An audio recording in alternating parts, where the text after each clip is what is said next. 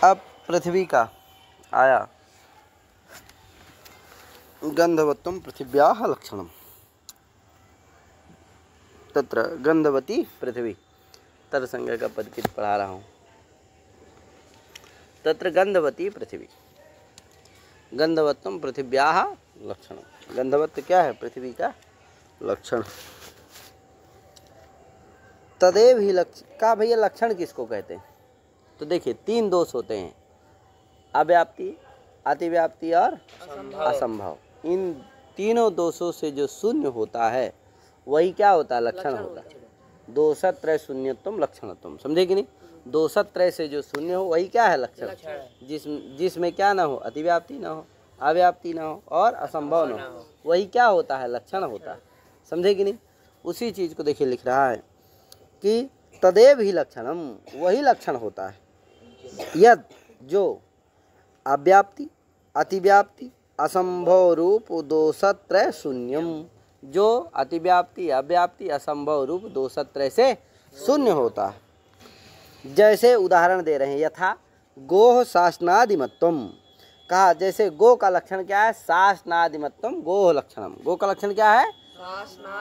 शासनादिमत्वम गोह लक्षणम, माने जिसमें शासना हो, शासना जिसमें रहे वही क्या है? गो। शासना माने समझ रहे हो? शासना माने गल कंबल कहते हैं। गऊ जो देसी गऊ होगी ना, उसको देखोगे तो गले में उसके पतला पतला क्या है? लटकता रहता है इसे, वही क्या है? गल कंबल है। वो जर्सी गाय में नहीं पाई जाती है, केवल देसी गाय में पाया जाता है। इसलिए गो शासनादिमत्वम गो लक्षणम, जिसमें शासना हो वही क्या है? गो है, गऊ है। समझे कि नहीं? तो ये जो शासनादिमत्व है इसमें ना अतिव्याप्ति दोष है, ना अव्याप्ति दोष है, ना संभव दोष। इसीलिए शासनादिमत्व क्या है? गो का लक्षण है। कौन लक्षण है? शासनादिमत्वम, ये लक्षण है। किसका लक्षण है? गो का लक्षण है। कोई पूछे लक्षण तो क्या बताएंगे? किसका लक्षण है तो क्या बताएंगे? गो का लक्षण है। समझ गए ना? तो शासनादिमत्वम गो लक्षणम, गो लक्ष्य है, शासनादिमत्व क्या है? लक्षण। इस तरह सभी जगह आपको समझे रहना, लक्षण कौन है और लक्ष्य कौन। तो समझ गए ना? कहा भैया अच्छा है बता दीजिए हमको कि अव्याप्ति क्या चीज़ है, अतिव्याप्ति क्या चीज़ है और असंभव क्या चीज़ है, इनका लक्षण क्या है भैया? सबका बता दीजिए, उदाहरण सहित कह बता रहे हैं, चिंता मत करिए। देखिए यही चीज़ बताया जाएगा यहाँ पर एक बार, और फिर बार बार अतिव्याप्ति, अव्याप्ति, असंभव आएगा तो मैं बता दे रहा हूँ ठीक से। इसी तरह से आपको सब जगह समझ लेना चाहिए, क्योंकि ग्रंथकार भी बार बार नहीं बताएंगे। बस अतिव्याप्ति दोष सत्वात्, अव्याप्ति दोष सत्वात्, अब असंभव दोष, तो बस दोष का नाम ले लेंगे, लेकिन लक्षण और समन्वय आदि सबको इसी तरह आपको करना होगा। इसलिए बढ़िया से यहाँ पर समझ लीजिए इनको तीनों चीज़ों को। क्या? अतिव्याप्ति को, अव्याप्ति को और असंभव को। हाँ, अतिव्याप्ति क्या है, अव्याप्ति क्या है और असंभव क्या है? तो देखो लिखा अव्याप्तिश्च लक्ष्यैक देशावृत्तित्वम। कहा लक्ष्य के एक देश में जो न रहे, लक्ष्य के एक देश में जो न रहे, लक्ष्य के एक देश में जो जिसकी आवृत्ति हो। समझे कि नहीं? आवृत्ति, वृत्ति मन रहना, आवृत्ति मन न रहना। तो लक्ष्य के एक देश में जो ना रहे, आवृत्ति हो जिसकी, वही क्या है? अव्याप्ति दोष है। समझे कि नहीं? अगर ये जिसमें है वो लक्षण क्या होगा? अव्याप्ति दोष से ग्रसित होगा। समझे कि नहीं? तो लक्ष्यैक देशावृत्तम अव्याप्तित्वम। समझे कि नहीं? लक्ष्य के एक देश में जो न रहे वो क्या होता है? अव्याप्ति दोष से ग्रसित होता है। समझे? वही क्या है? अव्याप्ति है। लक्ष्यैक देशावृत्तम अव्याप्तित्वम, लक्ष्य के एक देश में जो न रहे वही क्या है? अव्याप्ति है। जैसे उदाहरण दे रहे हैं, जैसे गोह कपिलत्वम, गोह ये लक्षण है। गो का मान लो कोई लक्षण किया, गोह कपिलत्वम, कपिलत्वम गोह लक्षणम। जो कपिला है वही गाय, कपिला जिसमें है वही क्या है? गौ। तो बताओ कपिला गौ में तो ठीक चला जाएगा। गाय तो सकल गाय क्या है? लक्ष्य है। लक्ष्य क्या है? सकल गाय, चाहे वो श्वेत गाय हो, चाहे कपिल गाय हो, चाहे कृष्ण गाय हो। समझे कि नहीं? सभी गाय क्या है? लक्ष्य है। ये लेकिन लक्षण कहाँ जा रहा है आपका? कपिलत्व। तो ये जो लक्षण है ये कहाँ जा रहा है? केवल कपिला गाय में जा रहा है। कहाँ नहीं जा रहा है? कृष्णा गाय में जा रहा है? नहीं जा रहा। तो लक्ष्य के एक देश में नहीं जा रहा। किस में? जैसे लक्ष्य का लक्ष्य सकल गाय, उसका एक देश पकड़ लो श्वेत गाय, उसमें क्या है ये लक्षण जा रहा है, तो लक्ष्य के एक देश में क्या है इस लक्षण की आवृत्ति है, आवृत्ति है। लक्ष्य के एक देश में ये लक्षण नहीं जा रहा, इसलिए क्या है अव्याप्ति, ग्रसित है। कौन सा लक्षण? कपिलत्वम। ये जो लक्षण है कपिलत्व, जो ये गो का लक्षण है, ये क्या है अव्याप्ति दोष से ग्रसित है। समझ गए कि नहीं? तो इसलिए कपिलत्वम ये गो का लक्षण नहीं हो सकता, क्योंकि लक्षण वही होता है जो जिसमें अतिव्याप्ति भी ना हो, अव्याप्ति भी ना हो और असंभव भी ना हो। लेकिन ये कपिलत्व लक्षण में क्या है अव्याप्ति दोष है। क्यों? क्योंकि ये लक्ष्य के एक देश में जा रहा और एक देश में, कपिल गाय में तो चला जा रहा, लेकिन लक्ष्य हुई कौन? सकल गाय। लक्ष्य का एक देश कौन हुआ? श्वेत गाय, उसमें नहीं जा रहा और लक्ष्य के एक देश में जा रहा। तो कहो चाहे ये कह दो कि लक्ष्य के देशावृत्ति, तुम कहो चाहे कहो लक्ष्य के एक देश में जो जाए वही क्या है, माने सकल गाय में, सकल लक्ष्य में न जाए, लक्ष्य के एक देश में जाए, कहीं जाए कहीं न जाए, वो क्या होता है अव्याप्ति। समझ गए ना अव्याप्ति का मतलब? अब तो इसीलिए कपिलत्वम गो न लक्षणम, कपिलत्वम गोर न लक्षणम, कपिलत्व गो का लक्षण नहीं है। क्यों? तस्य अव्याप्ति ग्रस्तत्वात्, ये जो लक्षण है आपका क्या अव्याप्ति दोष से ग्रसित है, इसीलिए लक्षण नहीं। समझ गए कि नहीं? अब आगे भैया कहा ठीक है चलो अव्याप्ति हम समझ लिए कि नहीं समझ लिए? लक्ष्य के जो एक देश में न जाए, एक देश में रहे, एक देश में ना रहे, वही क्या होता है अव्याप्ति। कहा भैया अतिव्याप्ति बताइए क्या चीज है? कहा अतिव्याप्ति लक्ष्य वृत्तित्व सति अलक्ष्य वृत्तित्वम अतिव्याप्तित्वम। कहा जो लक्ष्य में भी जाए और अलक्ष्य में भी जाए वो क्या होता है अतिव्याप्ति। कौन होता है? लक्ष्य में भी रहे वो क्या होता है अतिव्याप्ति होता है। जैसे श्रृंगित्वम गोह लक्षणम, अगर कोई मान लो गौ का लक्षण कर दिया कि नहीं, श्रृंगित्वम गोह लक्षणम हम करेंगे, क्या मानेंगे? जिसमें सींग हो वही क्या है गौ। सींग माने समझ रहे हो ना? आओ गैया के दूठे क्या होती हैं, सींग होती है ना। हाँ, तो श्रृंगित्वम गोह लक्षणम, जिसमें सींग हो वही क्या है गाय। तो बताओ ये सींग किस में है? गाय, सभी गायों में होती है, इसलिए गायों में तो चला, सकल लक्ष्य में तो जा रहा, लेकिन अलक्ष्य कौन है? महिषी है, भैंस कहे महाराज, आजा, बकरी, बकरा, उनमें भी जा रही कि नहीं जा रही है? उनमें भी सींग है कि नहीं है? तो बताओ लक्ष्य में भी ये लक्षण जा रहा है, माने सकल गाय में भी जा रहा है, और जो अलक्ष्य लक्षण हम किसका कर रहे हैं? गो का, इसलिए लक्ष्य गो है, अलक्ष्य क्या है? गो से अतिरिक्त जो भी है वो सब क्या है अलक्ष्य। समझ गए ना? लक्षण जिसका करे वो लक्ष्य है, जिसका लक्षण ना करे वो अलक्ष्य है। तो श्रृंगित्वम किसका लक्षण किए हैं? गो का, इसलिए गो क्या है? लक्ष्य है। और गो से इतर जो भी है, गो से भिन्न जो भी है वो सब क्या है? तो बताओ गो में तो जा रहा है श्रृंगित्व लक्षण, लक्ष्य में तो जा रहा है, लेकिन जो अलक्ष्य है गो से इतर, जैसे भैंस, महिषी, आजा, उनमें भी सब में क्या हो रहा है? ये लक्षण चला जा रहा, क्योंकि श्रृंगित तो उनमें भी है, कहे सिंह उनमें भी है सब में, इसलिए क्या हो रहा है? ये लक्ष्य में भी जा रहा है, अलक्ष्य में भी जा रहा है। तो इसलिए श्रृंगित्व इस लक्षण में लक्ष्य वृत्तित्व सति अलक्ष्य वृत्तित्व हो गया। इसलिए जो श्रृंगित्व लक्षण है ये क्या है? अतिव्याप्ति दोषेन ग्रसितम वर्तते। अतिव्याप्ति दोष से क्या है? समझे कि नहीं समझे? इसलिए ये भी लक्षण होगा, गो का नहीं होगा। श्रृंगित्वम गो लक्षणम नहीं हो सकता। तो कपिलत्व गो भी लक्षण नहीं है, क्यों? अव्याप्ति दोष से ग्रसित है। श्रृंगित्वम गो लक्षणम भी नहीं, क्यों? आप कहा भैया, तो जान लिए ना, अतिव्याप्ति भी जान लिए, अव्याप्ति भी जान लिए। अब बचा क्या? असंभव। कहा भैया असंभव क्या है?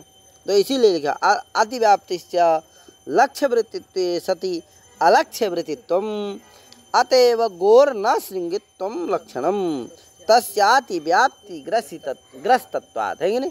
वो क्या है? अतिव्याप्ति दोष से ग्रसित है, ग्रस्त है। समझे कि नहीं? आगे असंभवश्च। कहा भैया असंभव दोष क्या है? चलिए तीसरा का बता दीजिए। तो असंभवश्च लक्ष्य मात्रावृत्तित्वम, लक्ष्य मात्रावृत्तित्वम असंभवत्वम। जो लक्ष्य में ही ना जाए, सकल लक्ष्य में जो ना जाए, यानी किसी भी कहीं भी लक्ष्य में जो ना जाए वो क्या होता है? असंभव होता है।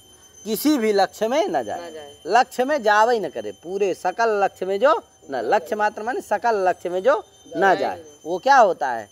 असंभव दोष। तो जैसे एक सब्बत्वम गो लक्षणम, गो का लक्षण किए एक सब्बत्वम गो, सप कहते हैं खुर को, तो एक सप हो, एक खुर हो जिसमें, वही क्या है? गाय है। तो बताओ गाय में दो खुर होती है, क्या होती है? गाय के क्या होती है? एक पैर में देखोगे तो दो क्या होता है, वो कटा होता है, दो खुर होती है क्या? तो एक सब्बत नहीं होता, एक खुर नहीं होती गाय में, क्या होती है? दो खुर होती है। तो बताओ एक सब्बत, एक सब किसके होता है? गधा के, घोड़ा के, क्या अश्व के, क्या होता है? एक खुर होता है। उसके एक पैरवा में कितनी होती है? एक ही खुर रहती है, एक ही कटा होता है। तो इसलिए एक सब्बत तो कहाँ जाएगा? घोड़ा में तो जाएगा, लेकिन कहाँ नहीं जाएगा? किसी भी गाय में जाएगा? लक्ष्य सकल गाय, उसमें किसी भी गाय में गया? तो लक्ष्य मात्र में गया? नहीं गया। लक्ष्य मात्र माने सकल किसी भी लक्ष्य में नहीं गया। तो लक्ष्य मात्रा आवृत्ति तो चला गया कि नहीं चला गया एक सब्बत में? इसलिए एक सब्बत तो क्या असंभव दोष से ग्रसित है, इसलिए एक सब्बत तो ये भी लक्षण नहीं हो। ठीक है भैया, तो क्या लक्षण होगा? शासनादिमत्तम गो लक्षण। शासनादिमत्त ही क्या है? गो का लक्षण। क्यों? शासनादिमत्व में क्या नहीं है? अतिव्याप्ति भी नहीं है, अव्याप्ति भी नहीं है और असंभव भी नहीं है कि नहीं? इसलिए शासनादिमत्त ही क्या है? गो का लक्षण है। ठीक भैया, आगे एक सब्बत्वम लक्षणम तस्या असंभव ग्रसितत्व, असंभव ग्रस्तत्व, समझे कि नहीं? अब आया नहीं, यहाँ कहा कि दो प्रकार की होती है, नित्य और अनित्य। क्या? नित्य और अनित्य। तो नित्य थी, नित्य क्या है भैया? तो कहा नित्य का लक्षण क्या है बताइए हमको? तो कहा ध्वंस भिन्नत्वे सति ध्वंसा प्रतियोगित्वम नित्यत्वम, ध्वंस से जो भिन्न हो और ध्वंस का जो अप्रतियोगी हो, वही क्या होता है? नित्य होता है। ध्वंस क्या है? भाव है, पढ़े हो ना, चाठ्या भाव होते हैं, प्राग भाव, तो ध्वंसा भाव भी है ना। तो जिसका ध्वंस होगा वो प्रतियोगी होगा, जिसका ध्वंस नहीं होगा वो क्या होगा? अप्रतियोगी होगा। घट का ध्वंस होगा, इसलिए घट क्या है? ध्वंस का प्रतियोगी है। ध्वंस का क्या नहीं है? अप्रतियोगी नहीं है। आत्मा ईश्वर क्या है? नित्य है, उसका कभी भी ध्वंस नहीं होता, इसलिए वो क्या है? ध्वंस का अप्रतियोगी। ध्वंस का क्या है? अप्रतियोगी। और क्या है? वो ध्वंस से भिन्न भी है। कौन? आत्मा। आत्मा ईश्वर ये क्या है? ध्वंस से भिन्न भी है और ध्वंस का अप्रतियोगी भी है, इसीलिए क्या है? वो नित्य है। समझ गए ना? घट क्या है? ध्वंस से भिन्न तो है घट, लेकिन ध्वंस का प्रतियोगी नहीं है, बल्कि प्रतियोगी है। हाँ, ध्वंस का क्या नहीं है? अप्रतियोगी नहीं है। क्या है? प्रतियोगी है। हाँ, ध्वंस का अप्रतियोगी नहीं है घट, ध्वंस का क्या है? प्रतियोगी, क्योंकि घट का क्या होता है? ध्वंस होता है। समझे कि नहीं? तो इसलिए नित्य का लक्षण आपको इस तरह से समझ लेना, ध्वंस भिन्नत्वे सति ध्वंसा। कोई कहा भैया इतने बोल दो, ध्वंसा प्रतियोगित्वम नित्यत्वम, ध्वंस का जो अप्रतियोगी वही नित्य होता है। कहे तो आत्मा क्या? ध्वंस का अप्रतियोगी है, नित्य है। घट ध्वंस का अप्रतियोगी नहीं है, ध्वंस का प्रतियोगी है, इसलिए वो नित्य नहीं है। तो कहा भैया ऐसा करोगे तो ध्वंस में भी चली जाएगी, अतिव्याप्ति हो जाएगी। कहाँ? क्यों? हाँ, क्योंकि ध्वंस का, अरे ध्वंस हो गया, अब उसका का ध्वंस होगा भैया? राख का होगा, क्या महाराज? तो ध्वंस का ध्वंस होगा? नहीं होगा, इसलिए ध्वंस भी ध्वंस का क्या है? इसलिए क्या होगा? वो भी नित्य होने लगेगा। इसीलिए क्या कहना है? ध्वंसा अप्रतियोगी। तुम नहीं, ध्वंस से जो भिन्न और ध्वंस का अप्रतियोगी। तो ध्वंस क्या है? ध्वंस से भिन्न नहीं है, वो ध्वंस ही है, इसलिए वो नित्य नहीं है। ठीक भैया, तो ध्वंस भिन्नत्व से ध्वंसा प्रतियोगित्वम, ये नित्य का लक्षण हो गया। समझ गए कि नहीं समझ गए? आगे वही देखो लिखा हुआ है, ध्वंसे अतिव्याप्ति वारणा है, ध्वंस भिन्न भिन्नेति विशेषणम। देखो अतिव्याप्ति आ गया कि नहीं आ गया? तो आप अब समझो तुरंत, देखो उसी में दे दिया, उसी पैराग्राफ में दे दिया कि नहीं? ध्वंसे अतिव्याप्ति वारणा है। अब ध्वंस अगर क्या कहोगे? ध्वंसा प्रतियोगी, तो केवल इतने लक्षण बनाओगे तो कहाँ अतिव्याप्ति हो जाएगी? ध्वंस में अतिव्याप्ति। क्यों? क्योंकि ध्वंसा प्रतियोगी तो ये लक्षण कहाँ चला जा रहा है? ध्वंस में भी चला जा रहा है, क्योंकि ध्वंस का भी ध्वंस होता नहीं है, इसलिए ध्वंस भी ध्वंस का क्या है? अप्रतियोगी। इसलिए ध्वंसा प्रतियोगी तो ये लक्षण कहाँ चला गया? जो अलक्ष्य है, जो नित्य नहीं है, अनित्य है, कौन? ध्वंस, उसमें भी चला गया। तो लक्ष्य में भी गया, ठीक है, नित्य में भी गया, लेकिन जो नित्य नहीं है अनित्य उसमें भी चला गया। तो लक्ष्य वृत्तित्व से थी अलक्ष्य वृत्तित्व हो गया कि नहीं हो गया? इसलिए क्या हो गई? अतिव्याप्ति हो। तो इसी तरह से आपको सब जगह समझ लेना चाहिए। ठीक है भैया? ठीक है, बातचीत हो गई हो शिवांश भैया? आए कर लिया करो यार मम्मी से कभी कभी बात। वो फूल माला स्वागत वागत होता है ना, तो क्या है, देखते हैं सब तो सोचते हैं हमारे बच्चे का क्या हो गया, सम्मान पा गया भाई, थोड़ा बधाई दे दें क्या? आगे चलो। हाँ, इसीलिए खूब पढ़िए लिखिए, मेहनत करिए। आए आगे चलिए, सोचिए जिस दिन पूर्ण रूप से मंत्री जी पहनाएंगे, राष्ट्रपति जी पहनाएंगे, मोदी जी पहनाएंगे, क्या उस दिन कितना अच्छा लगेगा। इसलिए ज़रूर मेहनत करिए। आगे बता दो अतिव्याप्ति वर्णाए विशेष से फल। हाँ, अब कोई कहा इतने कह दो, ध्वंस भिन्नत्वे सति, इतने कह दो। ध्वंस भिन्नत्वम नित्यत्वम, जो ध्वंस से भिन्न वही नित्य है। तो ध्वंस से भिन्न, तो ध्वंस से भिन्न जो सगला जगत है, सगला घाट पाट माट सभी कुछ, सब कुछ है, वो भी ध्वंस से, तो घट भी ध्वंस से भिन्न है कि नहीं है, उसमें वो भी क्या होने लगेगा, नित्य होने लगेगा। इसलिए ध्वंस से भिन्न जो घट आदि है वहाँ भी अनित्य में भी क्या होने लगेगी, अतिव्याप्ति हो जाएगी। इसीलिए क्या कहना चाहिए, भी कहना चाहिए, भी कहना चाहिए, यानी विशेषण और विशेष दोनों दल कहना चाहिए। इसलिए पूरा लक्षण बन गया। ध्वंस भिन्नत्वे सति ध्वंसा प्रतियोगित्वम नित्य, जो ध्वंस से भिन्न हो, ध्वंस का अप्रतियोगी हो, वही क्या है, नित्य। ओके, कोई दिक्कत। आगे ध्वंसा प्रतियोगित्वम, तो यही विशेषण दल विशेष जान लेना। जो पहले होता है वो क्या होता है, विशेषण, और जो बाद में होता है वो विशेष होता है। पहले वाला क्या है, ध्वंस भिन्नत्वे सति, ये क्या है, विशेषण है, और ध्वंसा प्रतियोगित्व बाद में है, इसलिए विशेष दल है। तो दो दल है, ठीक है। आगे ध्वंसा प्रतियोगित्वम प्राग भाव प्रतियोगित्वम मान। का भैया अनित्य का लक्षण बताए, ठीक है, नित्य बता दिए, अनित्य भी आया है ना, अनित्य क्या है, तो इसी तरह से बना लेना। क्या अभी ध्वंस का जो अप्रतियोगी हो नित्य है, और ध्वंस का जो प्रतियोगी हो क्या है, अनित्य है। ध्वंस प्रतियोगित्वम नित्यत्वम, जैसे घट क्या है, ध्वंस का प्रतियोगी है, क्योंकि घट का ध्वंसो भविष्यति है कि नहीं। अतः क्या है, ध्वंस का क्या है, प्रतियोगी है, इसलिए घट क्या है, अनित्य है। पट क्या है, अनित्य है। समझ गए ना, हम तुम सब क्या है, अनित्य है। आत्मा नित्य है, आत्मा नित्य है। न जायते म्रियते वा कदाचित, नायम भूत्वा भविता वा न भूया, कह अजो नित्य शाश्वतो यम पुराण, न हन्यते हन्य शरीर। वाह, ये शरीर बा गड़बड़ है क्या, काश ये शरीर भी क्या हो जाता, नित्य हो जाता, तो आदमी कभी यहाँ से जाता ही नहीं, यहीं लगा रहता सब करने में। कहे महाराज आए, ये शरीरिया क्या है, वस्त्र के समान है। क्या है, वस्त्र के समान। आत्मा जो है शाश्वत है, नित्य है, शुद्ध बुद्ध मुक्त स्वभाव स्वरूप है। समझे कि नहीं। जैसे आप जो है पुराना कपड़ा हो जाता है तो उसको बदल करके नया कपड़ा पहन लेते हैं। वासांसि जीर्णानि यथा विहाय, है कि नहीं। नवानि गृह्णाति नरो पराणि, अपराणि नवानि गृह्णाति, है कि नहीं, वस्त्राणि। तथैव तथि शरीराणि विहाय जीर्णानि अन्यानि संयाति नवानि देहि। देहि आत्मा नवानि शरीराणि गृह्णाति, है कि नहीं। वो पुराने शरीर को छोड़ करके नए शरीर को, नए नूतन युवा कहे शरीर को क्या करता है, ग्रहण कर लेती है। समझे कि नहीं। ये आत्मा भी बड़ी दुष्ट है। क्या करती है, शरीर को कपड़े की तरह शरीर को फेंक देती है। क्या, इसीलिए इस शरीर से बहुत ज़्यादा क्या नहीं करना है, बहुत ज़्यादा मोह नहीं करना है। हाँ, जब तक है तो रक्षा करना है, देख रेख करना है, क्योंकि भाई धर्मार्थ कार्य जो भी हो सकते हैं वो किससे होंगे, शरीर से ही होंगे। क्या, कपड़े फटे पुराने भले रहें, लेकिन उनको अच्छे से पहनना चाहिए, साफ़ सुथरा करके, तभी आपकी इज्जत होगी। क्या, इसलिए कपड़ा शरीर जो है इसको क्या करना है आपको। चलते हैं भैया यार, आगे पढ़ा दें इसको, पहले का पूरा करें। आगे हो गया ना। तो अथवा प्राग भाव का जो प्रतियोगी हो वो भी क्या है, अनित्य होता है। प्राग भाव माने ई घटो भविष्यति, ई घटो अभी नहीं है, क्या होगा, होगा, है कि नहीं। तो प्राग भाव का भी जो क्या है, प्रतियोगी होता है। घटादि क्या है, पहले नहीं रहते, फिर होते, उत्पन्न होते हैं। तो सब क्या हैं, प्राग भाव के प्रतियोगी हैं। पहले प्राग भाव रहता है, फिर वो आ जाते हैं तो प्राग भाव के क्या हो जाते हैं, प्रतियोगी। तो प्राग भाव के क्या है सब, तो प्राग भाव प्रतियोगित्वम अथवा ध्वंस प्रतियोगित्वम व अनित्यत्व, है कि जो प्राग भाव के प्रतियोगी हो अथवा ध्वंस के प्रतियोगी, सब क्या अनित्य होते हैं। ठीक है, समझ लेना भैया। आगे यद भोगायतनम तदेव शरीरम। शरीर क्या है भैया, तो कहा जो भोग का आयतन हो, भोग का आश्रय हो, वही क्या है। देखो शरीर का बताया ना, ये शरीर क्या है, भोग का साधन, भोग का आयतन। समझे कि नहीं। इसी के माध्यम से भोग आदि हो सकता है। समझे कि नहीं। इसलिए भोगा बर का ये साधन है। चेष्टाश्रय हो अथवा जिसमें चेष्टा हो, है कि नहीं। शरीर में ही क्या रहती है, चेष्टा रहती है।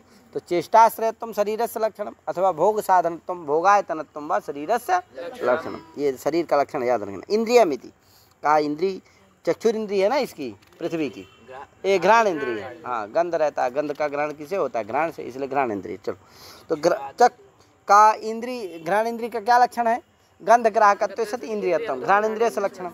तो तो इसमें कहा गंध ग्राहकत्व को हटा दो, इंद्रियत्व भर कह दो। तो इंद्रियत्व भर कहोगे तो जितनी इंद्रिय है, चक्षु है, रसन इंद्रिय है, त्वक इंद्रिय, सभी में अतिव्याप्ति हो जाएगी, सभी इंद्रिय है। इसलिए क्या कहना चाहिए, गंध ग्राहकत्व भी कहो। अब केवल गंध ग्राहकत्व भर कहोगे, इंद्रियत्व नहीं कहोगे तो काल आदि में अतिव्याप्ति हो जाएगी। इसलिए क्या कहना है, इंद्रियत्व भी कहना, क्योंकि का है जन्यानम जनका काला जगताम आश्रयो, तो सभी का जनक है। तो गंध का भी ग्राहक है, गंध का भी जनक है, गंध का भी किसी न किसी काल में ही ग्रहण होगा। इसलिए गंध ग्राहकत्व किस में चला जाए, काल में भी चला जाएगा, इसलिए इंद्रियत्व भी कहना। इसी तरह सभी जगह क्या कर लेना चाहिए, हाँ जितने भी अभी इंद्रिय आएंगे उनमें, जैसे रस ग्राहकत्व रसनेन्द्रिय से लक्षणम, रस ग्राहकत्व सति इंद्रियत्व रसनेन्द्रिय से लक्षणम, रूप ग्राहकत्व सति इंद्रियत्व चक्षुरेन्द्रिय से लक्षणम, कहे महाराज। स्पर्श ग्राहकत्व सति इंद्रियत्व त्वकिंद्रिय से लक्षणम, तो वहाँ भी ऐसे समझ लेना है। ठीक है भैया, भाई जिससे जो कार्य होता है, चक्षुर इंद्रिय से रूप का ग्रहण होता है, इसलिए रूप ग्राहकत्व सति इंद्रियत्व। घ्राण इंद्रिय से किसका ग्रहण होता है, गंध का, इसलिए गंध ग्राहकत्व सति इंद्रियत्व घ्राण इंद्रिय से लक्षणम। त्वक इंद्रिय से क्या होता है, स्पर्श का ग्रहण होता है, कहे महाराज, तो इसलिए स्पर्श ग्राहकत्व सति इंद्रियत्व त्वक इंद्रिय से लक्षणम। तो इस तरह सब में समझ लेना है। आगे चक्षुरादौ अतिव्याप्ति वारणा है गंध ग्राहकमिति, कालादौ अति प्रसक्ति वारणा है इंद्रियमिति, है कि नहीं, काल आदि में अतिव्याप्ति ना हो इसलिए इंद्रिय भी कहना चाहिए, समझे कि नहीं। आगे शरीर इंद्रिय भिन्नत्वे सत्युपभोग, ये साधारण कारण देखो इसमें लिखा है, ये याद रखना, हम बताते हैं कई बार बताएं।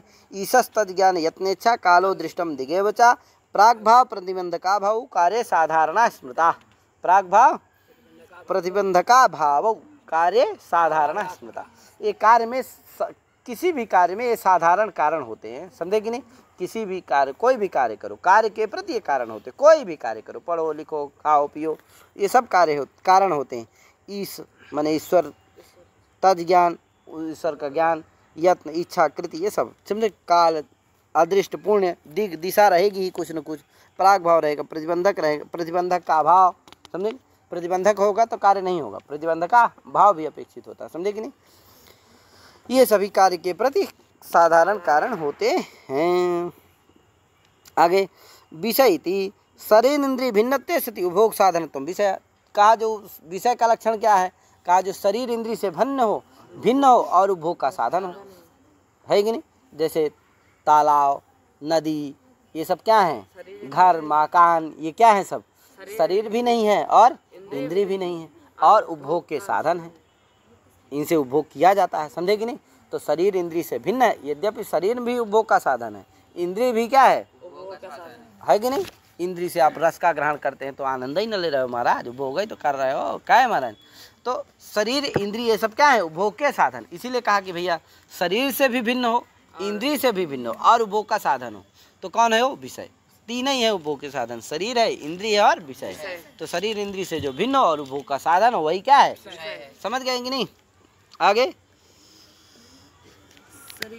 ऐसा भी इनका ऐसा तीनों का लक्षण बना सकते हो आपस में, शरीर इंद्रिय भिन्नत्वे सति, और कह सकते हो विषय शरीर भिन्नत्वे सति उपभोग साधनत्वम इंद्रिय से लक्षणम, अथवा इंद्रिय विषय भिन्नत्वे सति उपभोग साधनत्वम शरीर से लक्षणम। ऐसे तीनों का क्या कर सकते हो, बना सकते हो, समझे कि नहीं। आगे शरीरादौ अतिव्याप्ति निराशा है सत्यंतम, वही शरीर और इंद्रिय में अतिव्याप्ति वारण कर शरीर इंद्रिय भिन्नत्व से ये कहते हैं। उपभोग साधन तो कहोगे तो इनमें भी अतिव्याप्ति हो जाएगी, समझे कि नहीं। नहीं समझ रहे हो, किस में अतिव्याप्ति हो जाएगी, हाँ बोला करो, तुम सूर्यनारायण से बोलते नहीं हो। परमाणु दो अतिव्याप्ति वारणा है विशेष दल, परमाणु में अतिव्याप्ति ना हो जाए इसलिए क्या कहना है, विशेष दल। क्या कहना चाहिए, साधनत्वम, केवल इतने कह दो भैया, भिन्नत्वम विषय से लक्षणम। तो शरीर इंद्रिय से भिन्न कौन है, परमाणु भी है, उसमें भी अतिव्याप्ति हो जाएगी, जबकि वो भोग का साधन नहीं है, इसलिए वो विषय नहीं। अरे महाराज वो अति परमाणु उसका क्या उपभोग करोगे, क्या अति सूक्ष्म है, वो दिखता ही नहीं है, तो कहाँ से उसका उपभोग करोगे, तो उपभोग का साधन है वो नहीं। लेकिन शरीर इंद्रिय भिन्नत्व कहोगे तो शरीर इंद्रिय से तो भिन्न है परमाणु, उसमें भी अतिव्याप्ति हो जाएगी, नहीं हो जाएगी। इसलिए क्या कहना चाहिए, शरीर इंद्रिय भिन्नत्व सति उपभोग साधनत्व भी कहना चाहिए, तो वो नहीं होगा विषय, समझे कि नहीं। आगे सती इत्यभिधेयम, काल आदि में अतिव्याप्ति वारण करने के लिए जन्यत्व भी कहना चाहिए, क्योंकि काल क्या है, किसी न किसी काल में ही तो उपभोग करते हो, तो उपभोग का साधन उपभोग का कारण कौन हो, काल भी है, क्योंकि काल आदि तो सभी का क्या है, कारण है, ये है साधारण कारण है ये सब, तो कारण है ये, तो इसलिए क्या कहना, जन्य भी कहना चाहिए। तो इतना और जोड़ दो, शरीर इंद्रिय भिन्नत्वे सति जन्यत्वे सति उपभोग साधनत्वम विषय। तो शरीर इंद्रिय से जो भिन्न हो, जन्य हो और उपभोग का साधन, तो घर मकान ये सब क्या है, जन्य है, और शरीर इंद्रिय से भिन्न भी है, उपभोग के साधन भी है, इसलिए इनमें चला जाएगा। और वहाँ नहीं जाएगा, काल में नहीं जाएगा, क्योंकि काल क्या नहीं है, जन्य नहीं है, समझे कि नहीं। हाँ, और दिशा इत्यादि में भी नहीं जाएगा, ईश्वर में नहीं जाएगा, जाएगा इनमें सब में नहीं जाएगा, क्योंकि वो जन्य नहीं है, सब क्या है, अजन्य है, नित्य है। ठीक है भैया, तो इस तरह से क्या हो गई, तत्र गंधवती पृथ्वी हो गई। तेज आदावती कहा शीत स्पर्शवत्या आपहा, शीत आप शब्द जो है नित्य बहुवचनांत है, इसीलिए आपा। आगे क्या है, ताह दुविधा नित्या अनित्या से, ताह इसीलिए बहुवचनांत लिंग है, बहुवचनांत है, इसीलिए क्या लिया, ताह स्त्रीलिंग का प्रयोग है और बहुवचन का निर्देश है, दुविधा भी समझ गए ना, नित्या अनित्या से इसीलिए कहा है। आगे देखो, नित्या सब जगह देखो बहुवचनांत कर रहा है और स्त्रीलिंग कर रहा है, ध्यान देना है। अब आया देखो पदकृत में हम लोग चलते हैं। शीतेति, मूल तो हम पढ़ाई दिए हैं, आप सब देख सकते हैं। शीतेति कहा शीत स्पर्शवत्याप, माने शीत स्पर्शवत्तम अपाम लक्षणम, शीत स्पर्शवत्तम अपाम लक्षणम। अब शब्द बहुवचनांत है ना, षष्ठी के बहुवचन में अपाम बन जाएगा। आगे शीतेति कहा तेज आदौ अति व्याप्ति वारण, शीतेति कहा केवल इतने कह दोगे स्पर्शवत्तम अपाम लक्षणम, तो स्पर्शवत्त तो कहाँ है, तेज में भी है, वायु में भी है, इसलिए क्या हो जाएगी, अतिव्याप्ति हो जाएगी उनमें, इसीलिए क्या कहना, शीत भी कहना है। तो शीत स्पर्शवत्तम अपाम लक्षण, अब नहीं होगी अतिव्याप्ति, क्यों, क्योंकि उष्ण स्पर्शवत्त है एक में, कहे महाराज, इसलिए क्या उनमें नहीं जाएगी। ठीक है, आगे आकाशादौ, आकाश वारणा है, क्या लिखा, स्पर्श कहा, स्पर्श स्पर्शवत्त कहो, क्या कहना जरूरी है। अब देखो केवल अगर स्पर्शवत्त को हटा दोगे ना तो क्या रहेगा, शीत, क्या बचेगा, शीत। तो शीतवत्तम क्या कहोगे, आकाश अपाम लक्षणम, शीतवत्तम।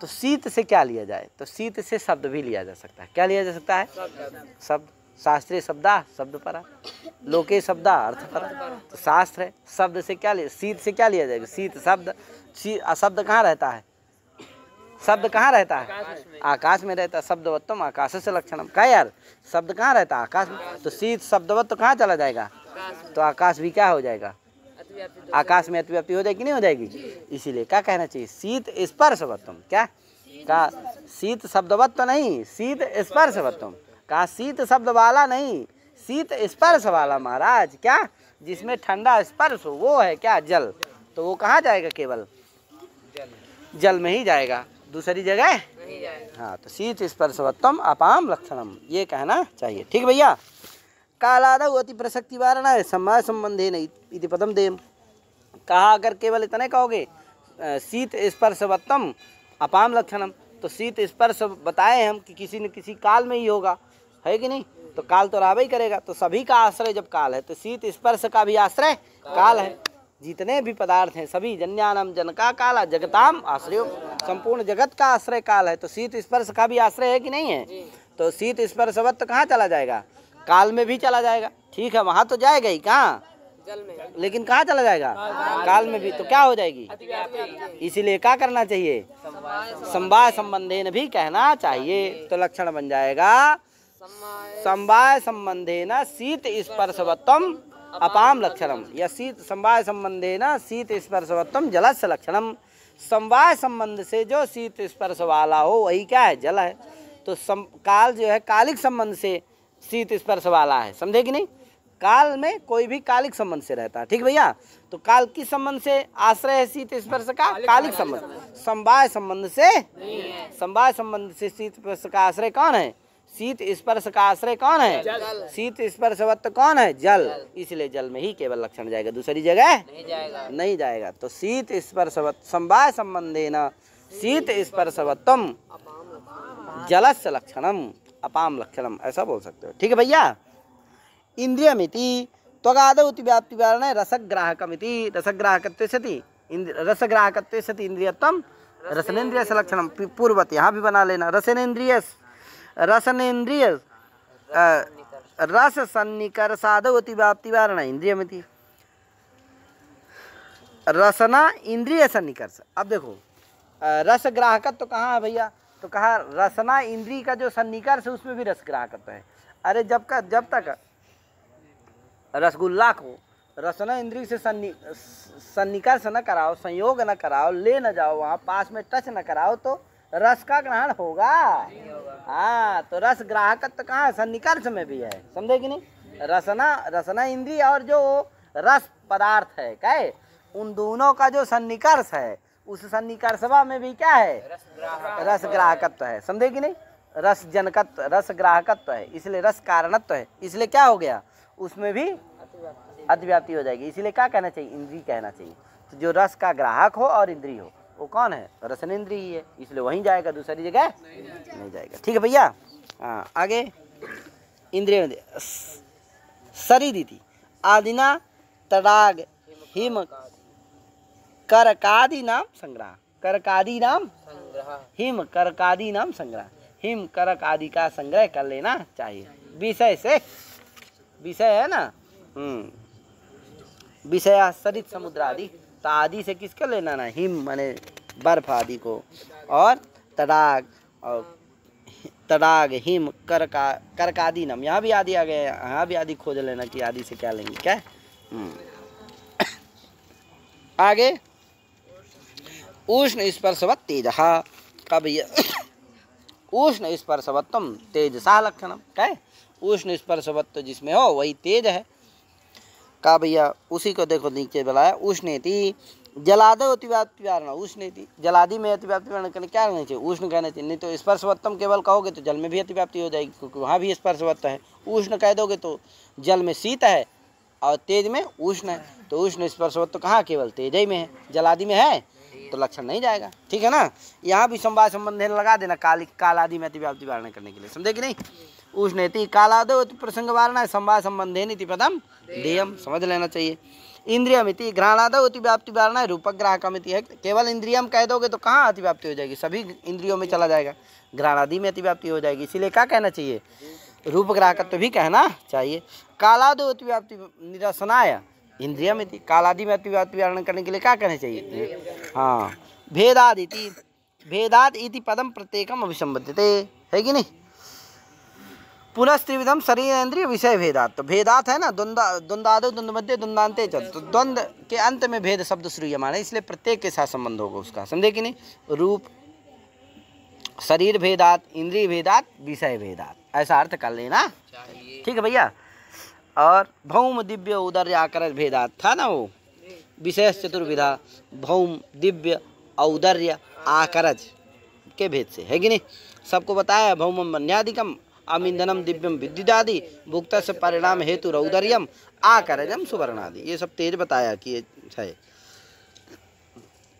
आदिपदेन खद्योतगत तेज प्रभृत, तेज प्रभृते परिग्रह का, खद्योत माने वो जो आप देखे होंगे कभी कभी, कभी जुगनू होता है, जुगनू रात में, कहे महाराज किस मौसम में होता है? बरसात और साथ में ज़्यादा होता है महाराज। अरे लाइट बंद रहती है, अंधेरे में बढ़िया टिमटिमाते हैं वो पूरे, क्या है कि नहीं, जगमग में जलते हैं, तो उनके भी जो जलता है वो तेज दिखता है, वो भी आदि पद से ले लेना है, वो भी तेज ही है, ठीक है। विद्युत आदि थी आदिना अर्क चंद्रादि नाम परिग्रह, विद्युत से आदि, विद्युत आदि में आदि पद से क्या लेना है? अर्क, अर्क माने सूर्य, और चंद्र को भी ले लेना चाहिए, ठीक है। भुक्तेति भुक्तस्य अन्नादेह अपीतस्य जलस्य परिणामो जीर्णता तस्य हेतु औदर्यम, है कि नहीं? भुक्त कौन है? अन्न, भुक्तस्य अन्नादेह, भुक्त जो अन्नादि है, और पीत कौन है? जलादि, उसका परिणामो जीर्णता, उसकी परिणाम मतलब जीर्णता, वो एकदम क्या हो जाए? जीर्णावस्था में हो जाए, तभी निकलता है महाराज, है कि नहीं? जब उसका सार क्या हो जाता है? पूरा शरीर को मिल जाता है, वो जीर्ण हो जाता है। किसी किसी का ऐसे निकल आता है, खाया कि निकल गया, कहे महाराज, तो उसका वो कहता है ना कि खाया पिया पचा नहीं, कहे वो एक आता है, उसके लिए सब प्रचार प्रसार करते हैं, क्या नहीं कि भैया पचा दे उसको, है पेट सफा रोग दफा, क्या है आनंद? ये आनंद को पता है ज़्यादा, तो पेट सफा हर रोग दफा, तो वो सब आते हैं, न जाने कैसे कैसे सब प्रचार करते हैं, कहे महाराज। तो वो जीर्णता करने के लिए ही है सब, कि अन्न को क्या कर दे? जीर्ण बना दे, फिर निकाले तो पच जाए शरीर में, तब तो उसका लगे, कहे। हाँ, तो इस तरह से आपको समझ लेना है। और क्या हुआ? तस्य हेतु रुदर्य मित्यर्थ। हाँ, तस्य हेतु, उसका उस जीर्णता का जो हेतु है, कारण है, वो कौन है? जो है वही औदर्य है। समझे कि औदर्य तेज है, तेज ही तो जलाता है महाराज, भस्म कर देता है। हाँ, तो तेज है, जिसका वो तेज क्षीण होने लगता है तो पेट सफा रोग दफा से काम चलाता है, उससे फिर तेज बढ़ जाता है, तो फिर वो काम करने लगता है। कहे महाराज? हाँ, वो तेज ही है, समझो क्या। हाँ, सुवर्णेति आदिना रजतादि परिग्रह का, रजत में भी जो तेज है ना, चमकता है, वो भी आदि पद से ले लेना, वो भी तेज है, उसमें भी तेज है। आगे, रूप रहित स्पर्शवान वायु, रूप रहित स्पर्शवान वायु, इसको भी समझ लेना। घटादि वारणा है विशेषणम, घटादि में वारण करने के लिए क्या कहना चाहिए? रूप रहित सति स्पर्शवत्तम वायु लक्षणम, जो रूप से रहित हो और स्पर्श वाली हो, वही क्या है? वायु। रूप रहित सति स्पर्शवत्तम वायु लक्षणम, केवल स्पर्शवत्तम वायु लक्षणम करोगे तो घटादि में, क्योंकि घटादि भी का स्पर्श होता है, इसलिए रूप रहित से, तो घटादि में कोई न कोई रूप होता है, काला, नीला, पीला, हरा। कहे महाराज? हाँ, आकाशादि वर्ण है विशेष दल, अगर रूप रहितत्वम वायु कहोगे तो कहाँ चला जाएगा? आकाशादि, क्योंकि आकाशादि में भी रूप नहीं होता है, तो इसलिए स्पर्शवत्तम भी कहो तो कहा आकाश का स्पर्श भी नहीं होता है। कहे महाराज? तो वहाँ नहीं जाएगा, अतिव्याप्ति नहीं होगी। इंद्रियमिति चक्षुरादि वारणा है स्पर्श ग्राहकमिति, कालातिव्याप्ति वारणा इंद्रियमिति, वृक्षेति आदिना जलादि परिग्रह, आदि से क्या लेना है? जलादि लेना। शरीरांतः संचारी वायु प्राणः, शरीरांतः संचारित, शरीरांतः वृत्तित्वे सति संचारित्वे सति वायुत्वम प्राणवायु लक्षणम, ये आप प्राणवायु का लक्षण है, ध्यान रखना है। तो वही कहा भैया, महावायुवाद अतिव्याप्ति वारणा है विशेषणम, कहा शरीरांतः वृत्तित्वम क्यों कहते हैं? महावायु में अतिव्याप्ति न हो जाए, क्योंकि महावायु शरीर के अंदर रहती है, का बाहर रहती है ना महाराज। केवल इतने कहोगे जो संचारित्वम माने संचारी वायु प्राणा, इतने कहोगे तो संचारी वायु प्राणा से लक्षण आएगा कि संचारित्व से वायुत्तम प्राणवायु लक्षणम, तो जो संचारी हो और वायु हो तो प्राण महावायु जो है वो भी क्या? संचारी भी है और वायु भी है, वो भी प्राणवायु कहलाने लगेगी। इसीलिए ये भी विशेषण देना है कि शरीरांतः वृत्तित्वे सति, जो शरीर के अंदर रहे, संचरण करे और वायु हो, उसी का नाम है प्राणवायु। ठीक है ना भैया? तो महावायु में अतिव्याप्ति नहीं होगी। मन आदि वारणा है विशेष दल, मन में अतिव्याप्ति ना हो जाए, इसलिए क्या कहना है? विशेष दल कहना है। क्या कहना है? संचारित्वे सति, क्या? शरीरांतः वृत्तित्वे सति वायुत्तम भी कहना है। क्या कहना है? हाँ, तो वायु तो नहीं है उसमें, मन में, क्या? इसीलिए वो नहीं, संचरण तो करता है, मन कहाँ से कहाँ भाग जाता है महाराज। अरे राम। हाँ हाँ, धनंजय वाला संचारी, धनंजय में अतिव्याप्ति न हो जी, संचारी। एक धनंजय वायु होती है, मुड़वा में होती है, घुसी रहती है महाराज। क्या? वो जला दो तब भी मुड़वा कभी कभी नहीं फूटता, तो लोग पूछते हैं डंडा उंडा से, तो वो जाकर फिर निकलती है, फट जाती है। क्या? तो धनंजय वायु होती है, वो शरीर के अंदर भी है, वायु भी है, लेकिन वो संचारीशील नहीं, इसीलिए वो प्राणवायु नहीं है। क्या? इसलिए उसमें अतिव्याप्ति न हो जाए, इसलिए संचारित भी जोड़ना है। तो शरीरांतः वृत्तित्वे सति संचारित्वे सति वायुत्तम प्राणवायु लक्षण। ठीक है? हाँ, उपाधि थी मुखनासिकाभ्यम निर्गमन प्रवेशनात् प्राणः, का उपाधि के भेद से नहीं हुआ है? प्राणापान उदान व्यान समान। हाँ, तो प्राणापान उदान व्यान समान सब है ना, वही को बता रहा। प्राण वाली कौन है, उदान क्या है, अपान क्या है, सब है। तो बता, मुख नासिकाभ्यम निर्गमन प्रवेशनात् प्राणः, मुख नासिका से निर्गमन और प्रवेश के कारण वो प्राणवायु है। जलादेह अधो नयनाद अपानः, जलादि को अधो प्रदेश में ले जाती, इसीलिए वो अपान वायु है। और भुक्त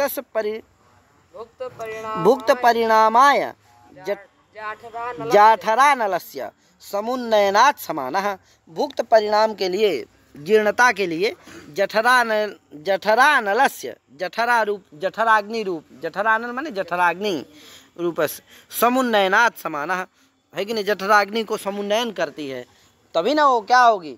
जठराग्नि को उत्तेजित करती है। वायु चलती तो महाराज आग लग जाए, वायु चल जाए तो क्या हो जाती है? आग बढ़ जाती कि नहीं बढ़ जाती है?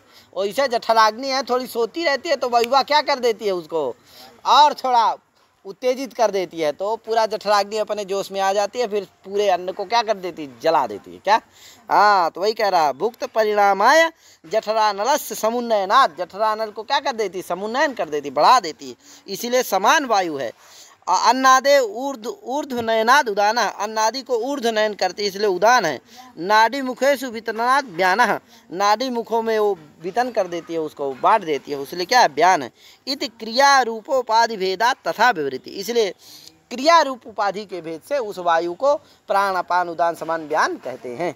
ठीक भैया, इसलिए समझना चाहिए। आगे ये शब्द गुणवत्तम आकाश से लक्षणम, शब्द गुण जिसमें रहे वही क्या है आकाश। ध्यान रखना शब्द कहाँ रहता है आकाश में, तो शब्द गुणवत्तम आकाश। समवाय संबंध है शब्द गुणवत्तम, यहाँ भी जोड़ देना नहीं काल में भी अतिव्याप्ति हो जाएगी है। तो समवाय संबंध है शब्द गुणवत्तम आकाश से लक्षणम। हाँ, तच्चैकम विभु नित्यंचा, वो जो आकाश क्या है एक है, विभु है, नित्य। ठीक है भैया। शब्दो गुणो यस्य तत्तथा, शब्द गुणवत्तम माने शब्दो गुणो यस्य तत् शब्द गुणवत्तम।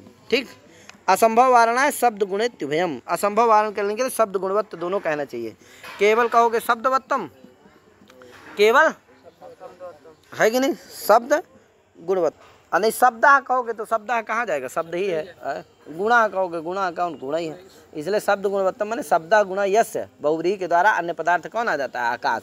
तो शब्द गुणवत्तम अन्य पदार्थ आकाश का लाभ करने के लिए शब्द गुणवत्तम दोनों कहना चाहिए। आगे विभूति सर्वमूर्त द्रव्य संयोगी विभु, विभु क्या चीज़ है भैया, जो सभी मूर्त द्रव्यों में जिसका संयोग हो, संयोगी हो, वही क्या है विभु है। चलो आगे पाठ में बताएंगे इसको है विभु को। ठीक है, आज इतने करते हैं। सभी को राम राम, नमो नमः।